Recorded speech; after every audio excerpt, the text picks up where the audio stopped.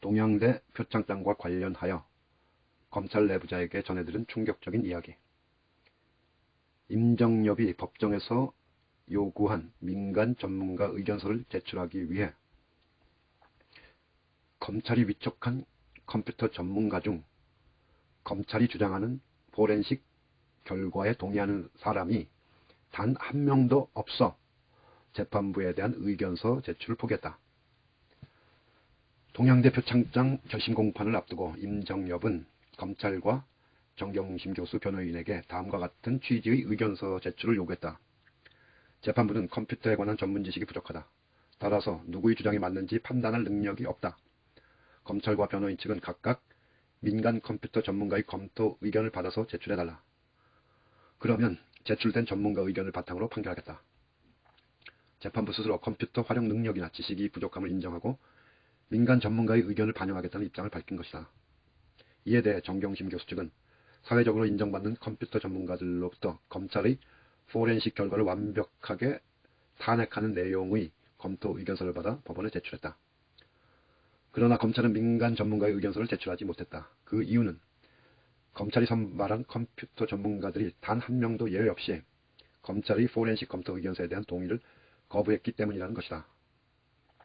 검찰은 자신들이 왜곡 조작한 포렌식 결과에 대한 객관성과 정확성을 확보하기 위해 극우적 가치관을 가진 다수의 컴퓨터 전문가를 섭외했다고 한다. 그러나 정치 성향에도 불구하고 기본적으로 과학적 입증을 생명처럼 여기는 전문가들이 천둥이라는 자연현상을 신의 분노라고 주장하는 것이나 다름없는 비과학적 억지에는 차마 동의할 수 없었을 것이다. 이로 인해 검찰의 컴퓨터 전문가 의견서 제출은 무산되고 컴맹 수준에서 간신히 탈피한 수준인 공판 관련 검사의 의견서를 제출하고 말았다는 것이다. 컴퓨터에 대한 전문 지식이 없어 민간 전문가의 의견에 따르겠다고 공언했던 임정엽 재판부. 그러나 검찰이 의견서를 제출조차 하지 못했음에도 불구하고 정경심 교수 변호인이 제출한 전문가 의견서는 무시해버린 채 기존의 검찰 주장을 그대로 수용하여 유죄의 논거로 삼은 것. 이 때문에 검찰 내부에서는 재판부가 전문가 의견서를 대충이라도 훑어봤다면 컴퓨터 지식 여하에도 불구하고 유죄 판결을 하기는 어려웠을 것이라며 의견서를 아예 보지 않았기에 예상을 훌쩍 넘는 결과가 나왔다는 말까지 나온다는 것이다.